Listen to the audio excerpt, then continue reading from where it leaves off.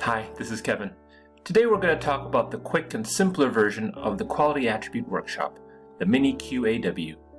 To recap, the QAW is meant to get the quality attributes needed to build the system correctly from the ground up. The traditional QAW is nice, but there are several problems with it. First, the traditional QAW takes too long. Second, the stakeholders of the system are actually required to be present in the meeting. However, that might not always be the case because some of the stakeholders might be busy or unavailable. Third, it's hard for novices to facilitate the traditional QAW. Facilitators need experience in determining what the quality attribute scenarios are and how to guide the rest of the team to find the correct scenarios. I've included a link to the Mini QAW by the original authors of the process in the description of this video below. Well, let's take a look and see how the Mini QAW works. The first step is to introduce the Mini QAW to stakeholders. So here, the facilitator introduces the QAW and the system. Then the facilitator talks about how we're trying to gather technical requirements to inform how the system should be designed. Step 2 is to introduce the quality attributes and the quality attribute scenarios. Here, the facilitator introduces what quality attributes are and explains each one. If you want to know what quality attributes are, I have another video about it. In addition to showing what quality attributes are, the facilitator gives a brief overview of each one. Generally, the quality attributes here are self-explanatory, but there might be some questions on the differences between availability and reliability, or modifiability and maintainability. The facilitator also explains what a quality attribute scenario is, and talks about what a source, stimulus, artifact, response, and response measure is. Please check out my video on this subject. The third step is stakeholder empathy.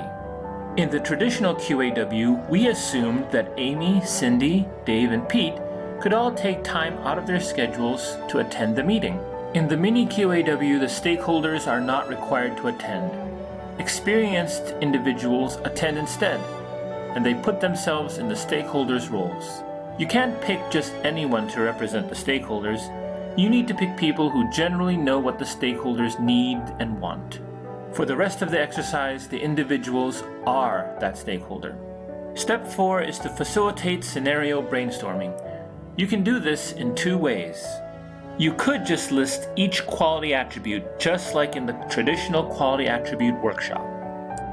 Or you could conduct scenario brainstorming by constructing a quality attribute web that looks something like this. A quality attribute web has each quality attribute listed on the outside of the edges of the web.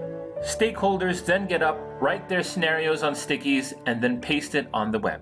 The inner layer is where you paste scenarios that are least important. The middle layer is where you put scenarios that are somewhat important. And the outer layer is for the most important scenarios. There are two methods to facilitate and brainstorm questions. You can have a standard questionnaire that lists a bunch of questions for each quality attribute. Or you can do freeform and just take quality attribute scenarios from the audience. Use the freeform approach if time is limited, or if the audience is experienced enough. Use the questionnaire approach for more inexperienced facilitators, or if the audience is not familiar about thinking about quality attributes in the system. Step 5 is to prioritize raw scenarios by voting. Now it's time to vote on the scenarios. Just like in the traditional QAW, each person is given a certain number of votes. The number of votes each person gets is determined by the number of scenarios divided by 3 plus 1. So let's say that there were 10 scenarios, 10 divided by 3 and floored is 3, plus 1 is 4, so each person gets 4 votes. Stakeholders then get up, vote on stickies that mattered to them the most. After everyone has voted, the facilitator counts the number of votes on each sticky and collects a couple of scenarios with the highest number of votes. The last step is to refine the scenarios. This means taking what was written in the stickies and turning it into solid quality attribute scenarios. It isn't necessary to do all of this at the meeting. You can totally do this outside of the QAW as needed. Well, that concludes the Mini QAW process. The information from this video was taken from several articles of the Mini QAW that I've included in the video description below. This process works well.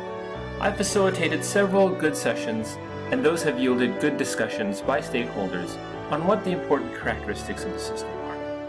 Well, that's all I have for the Mini QAW. If you have any questions, please let me know in the comments. I hope you had a good day, and I'll see you in a future video.